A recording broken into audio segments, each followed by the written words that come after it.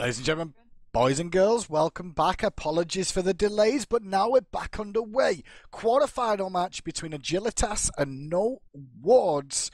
Craig is my co-caster today, and we're currently waiting for the first bands to come in. Jean Kui, the first thing removed by Agilitas, such a popular character right now. In the SPL, his win rate is 47%. He is in 88.89% of games. There all the time.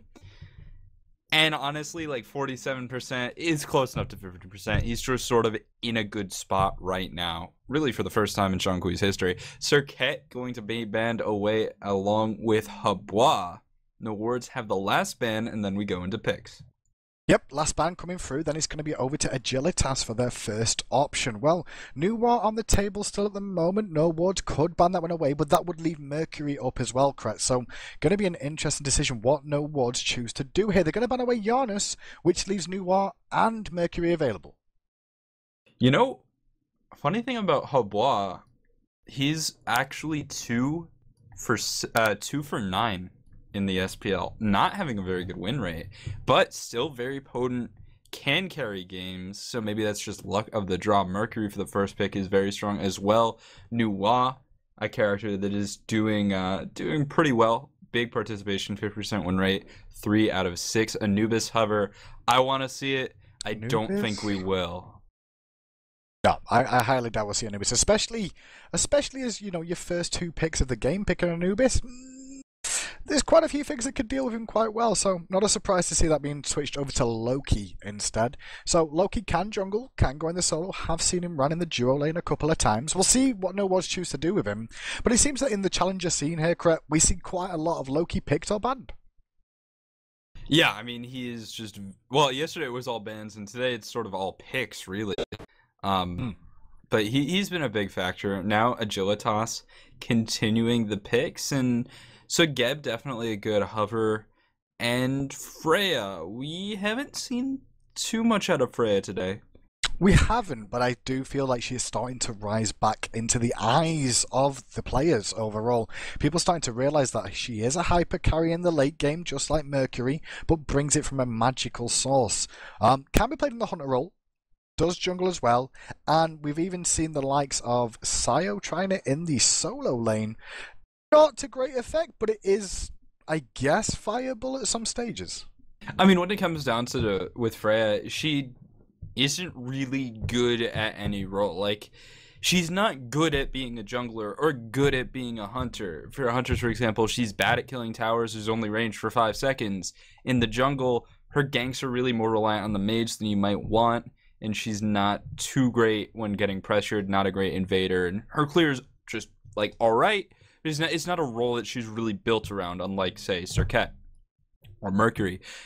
Freya's just good because Freya is just good. In teamfight, she does a lot of damage. Her ultimate is very strong, so she's in an interesting position, but is definitely powerful. Apollo banned away.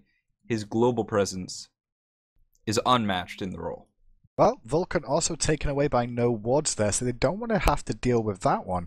Pick back over to No Wards though, and now it's time for them to choose either a solo or a jungler, and the hunter still left to be filled, possibly. Rama's being hovered over here by them, and it'll be interesting to see what exactly they're going to be against in lane, because Agilitas do have that Mercury, do have that Freya, as we said. They both can transition to multiple roles. What will Agilitas pick for the last 2? We should be able to find out exactly where this Freya and Mercury will be going based off these 2 picks. So interesting more win rate facts here. Looking at the hunters played in the Pro League, you've got Anhur at 75% win rate. Artemis is 66. Moving down a little bit.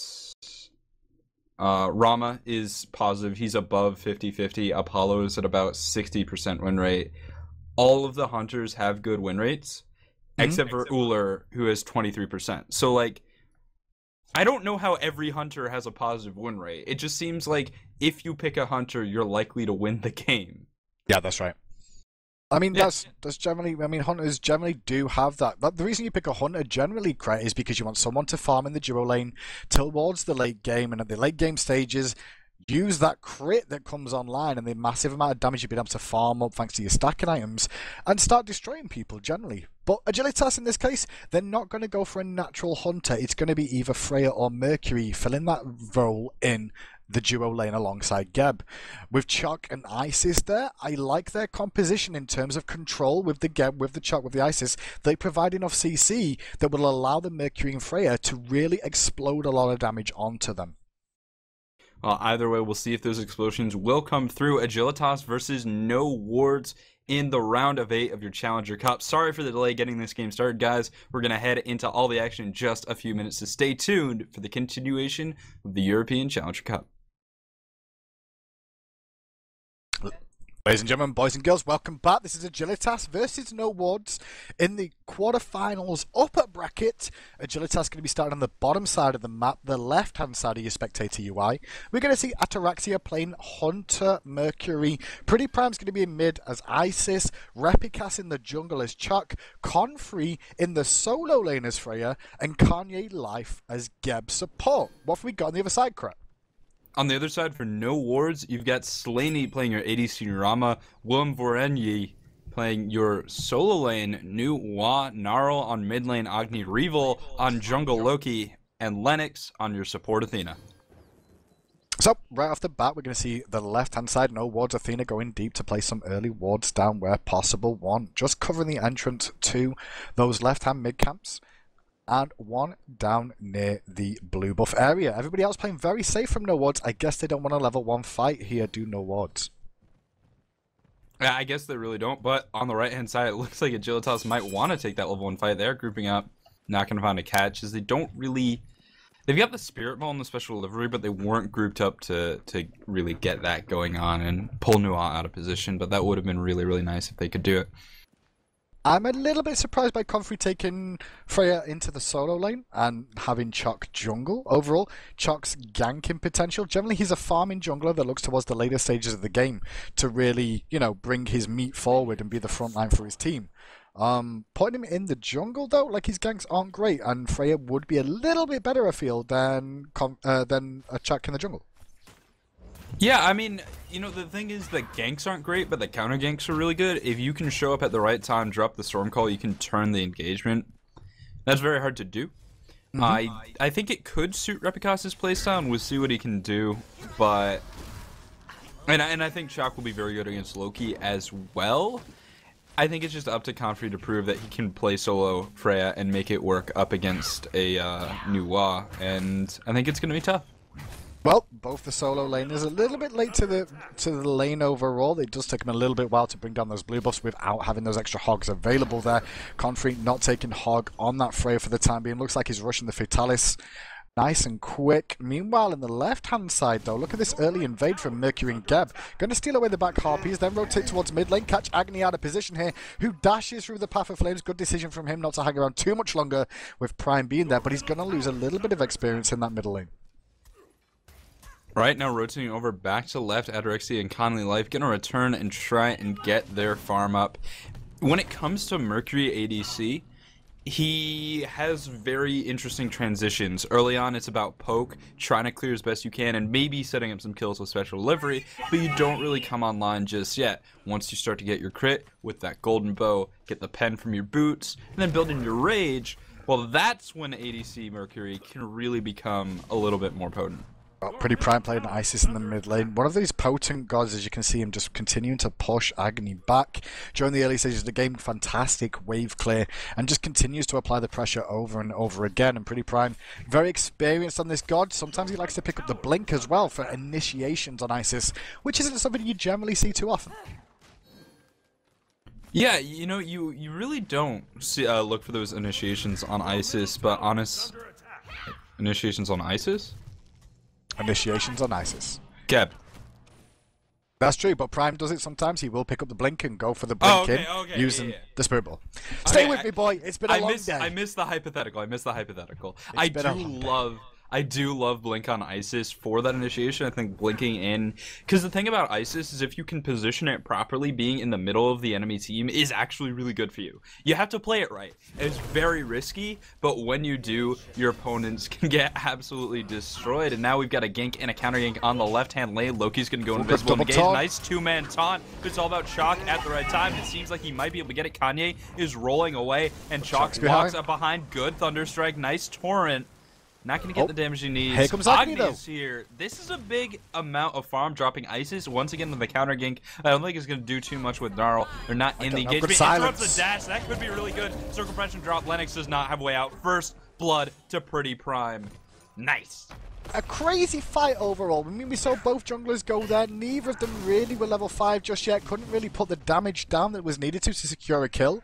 Then with the mid laners coming in, I'm surprised that we didn't see No Wards back away. They should have known Agilitas' Pretty Prime was going to come over if Agni comes over as well. So overall, it goes in favor of Agilitas. They do take the left mid camp. It looks like they wanted to group mid here, looking for an opportunity to get some more aggression on. Right camp's going to get taken down very quickly by Revel in that jungle, and he could be able to get away. He's got Assassinate for required. Spirit Ball connects though. There's a knock-up shot after the silence. Assassinate used, and that's a cooldown down, but no harm, no foul really.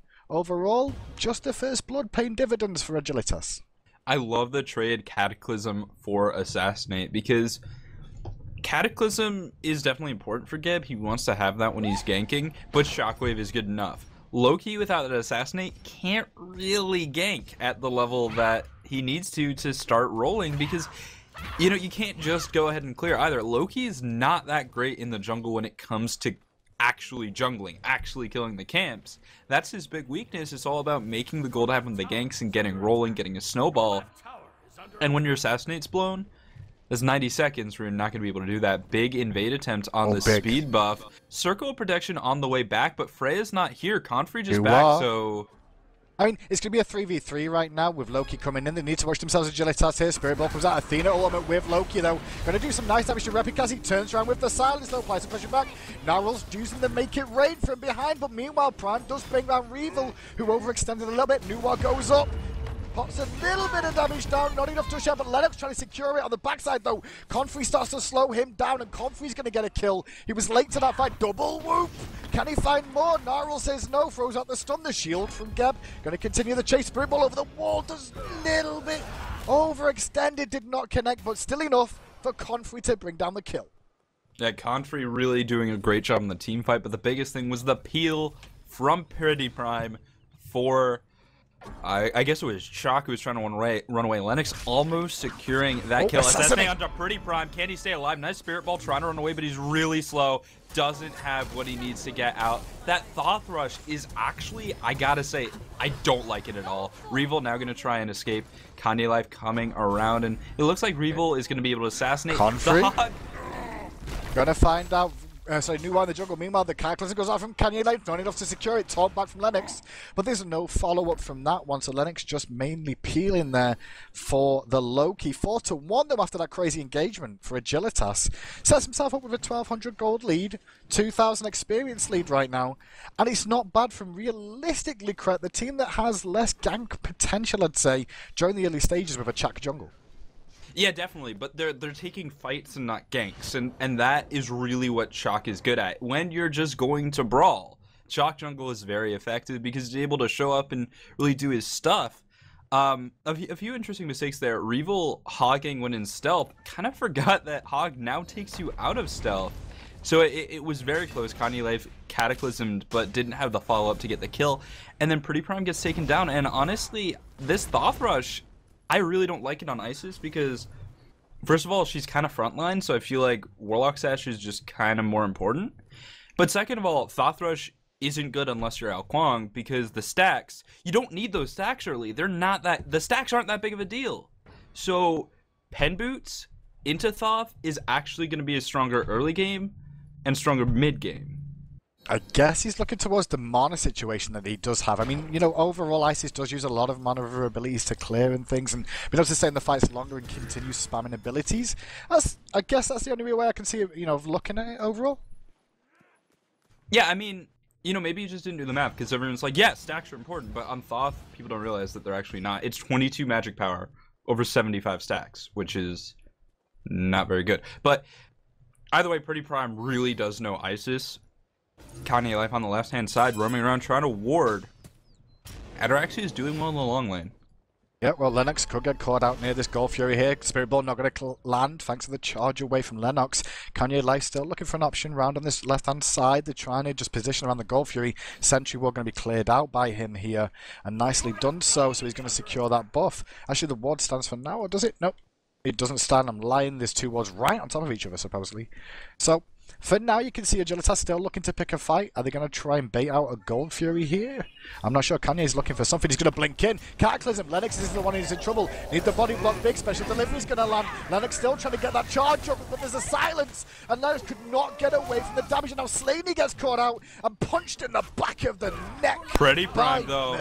A lot of trouble. Circle protection coming out. The heal not going to be in time. Sonic Boom comes through. Revel will fall, but Prime just gets taken down there. Ataraxia tries to get special delivery. Can't get it, but the Gold Fury, yeah, he can certainly achieve that one. Looking at Gnarl, he's got one bomb, a flame wave, a dash, and now an Athena ultimate. This could actually make it happen. Kanye taking a lot of damage. Dash through. Gnarl gets a kill. Gold Fury does reset, but they could look for a little bit more. Gnarl on cooldown. Shock is beating him, but Lennox going for Kanye, needs the damage. Nuwa ultimate, that could do it. Repicas getting very low.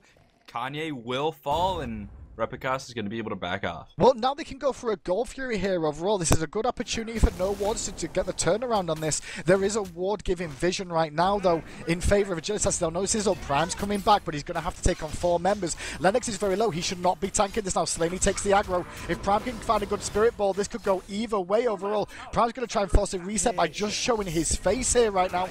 Good silence, but the taunt from Lennox buys time. No one's get it, but at what cost? At the moment, the cost is only Slaney, but Revel was thinking about going back in for that one. Really good play by no wards in the end.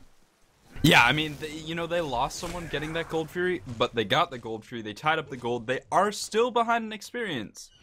But that's fine. You can deal with that. Gold is going to be the big thing. And yeah, I mean, 3,000 experience does definitely make a difference. But it's all about making the right plays to recover, and I think they will continue to have the opportunity to do that. Revel's been doing a really good job on this Loki, and it's going to be picking up speed buff. Oh, going to go for the speed, or is he? Because Kanye blinks in, Cataclysm one more time. Looking for the aggression, the silence bought a bit of time, but Revel instantly vanishes away.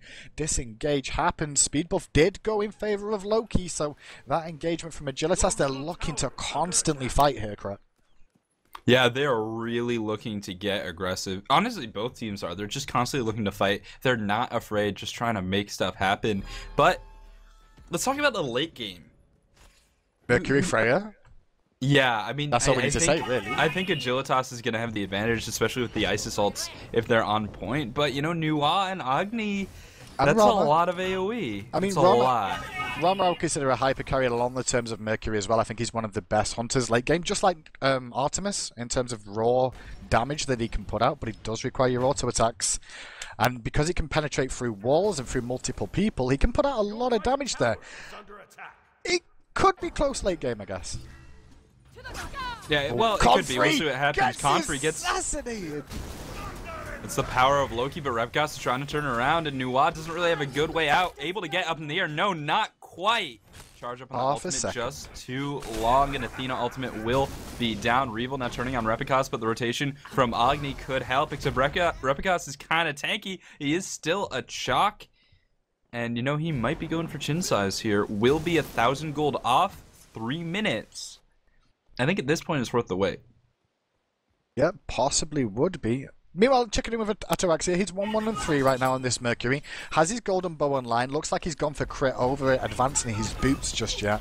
Looks like he'll go back for the boots more than likely soon, I'm guessing. Meanwhile, left hand side Astral Barrage forced out by the Roma as he got aggressed on by Cataclysm. But that's all she wrote as the major look connects, and Ataraxia brings himself down to the kill. Pretty Prime, he's in the circle of protection. Will be able to turn it around on Revel, and that's the power of Isis. Great play from Prime.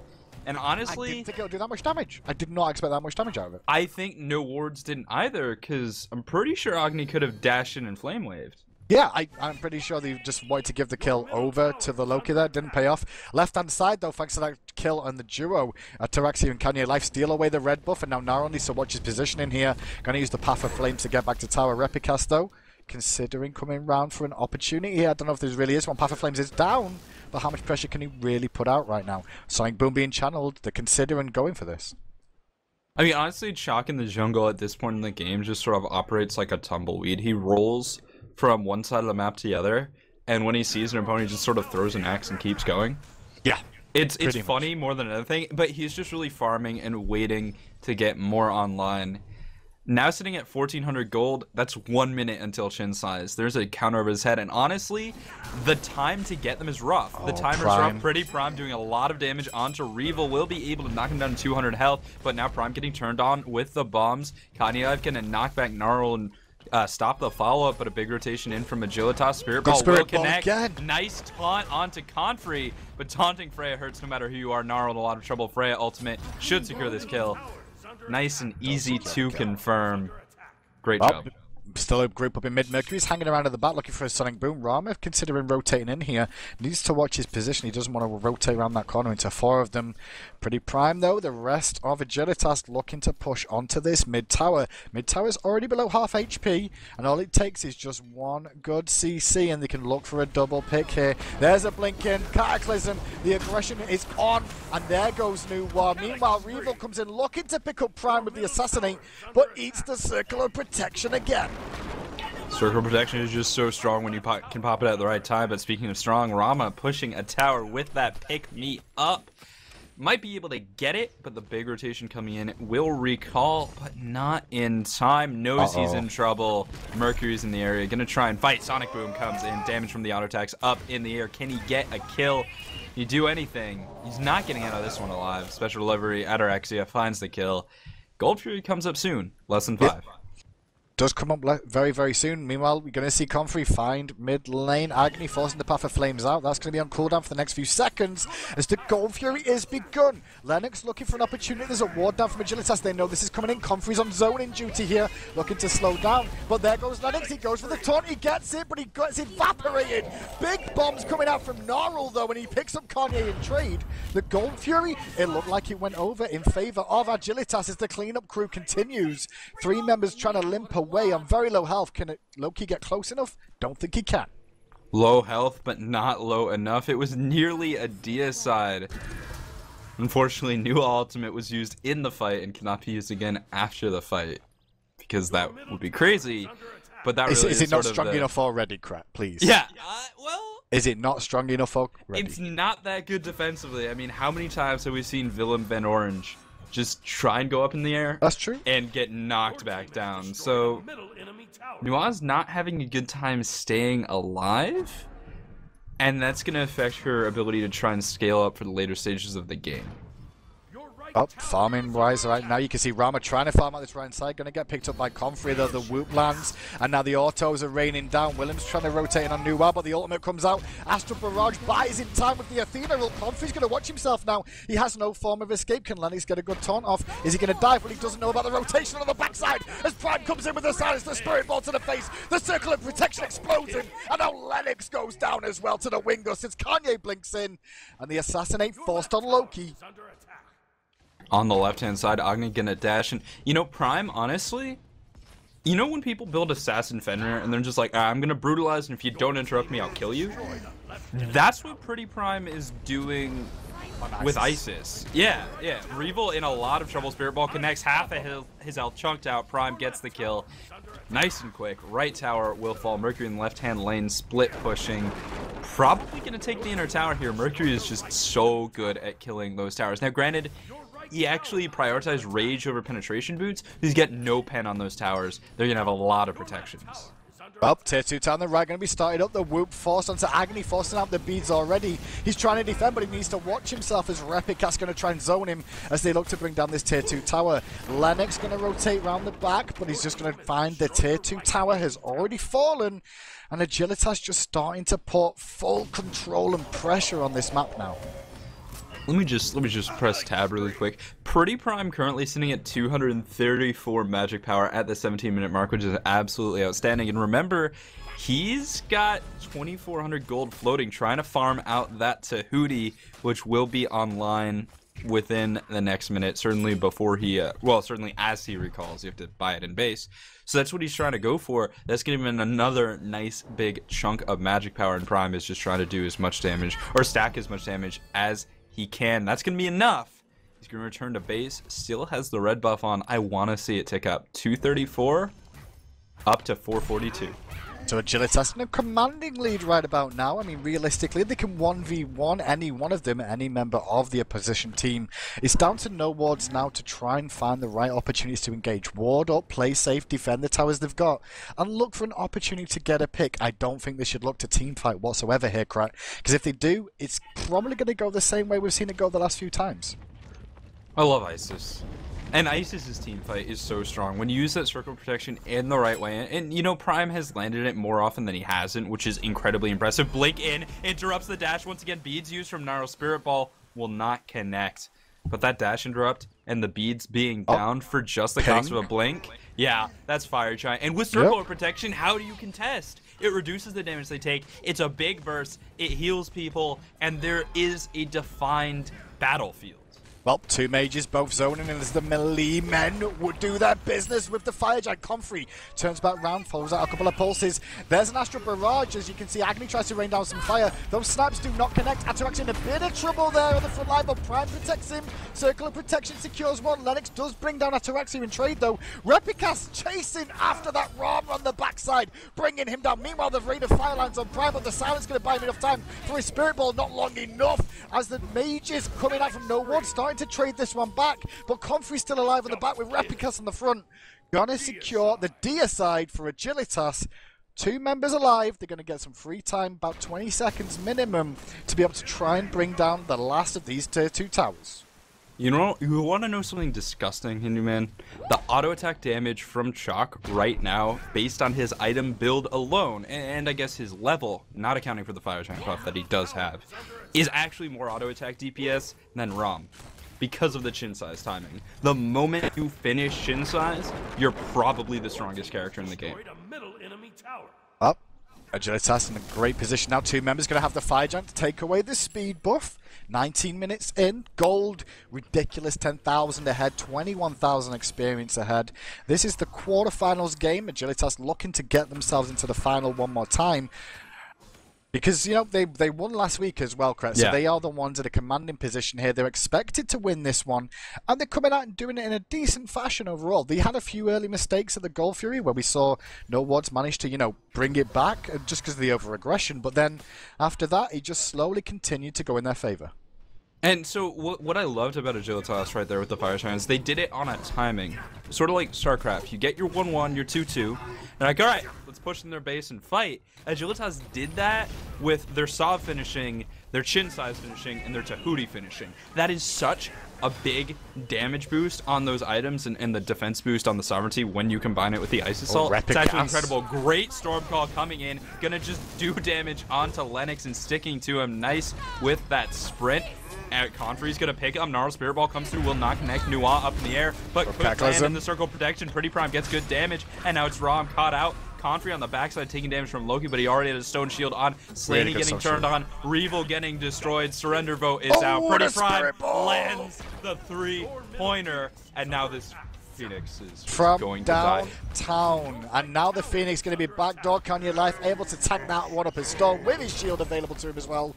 The first Phoenix of this game falls. It looks like they want more. Mercury's pushing in the left-hand side. They're going to bring the minions to the base. 9 seconds till Agni's back up. 8 seconds on Lennox. They're going to get a bit of tower pressure here. Have they got the burst? Well, it is a Mercury. They should be able to bring this down. Willem's the only one here to be able to try and defend.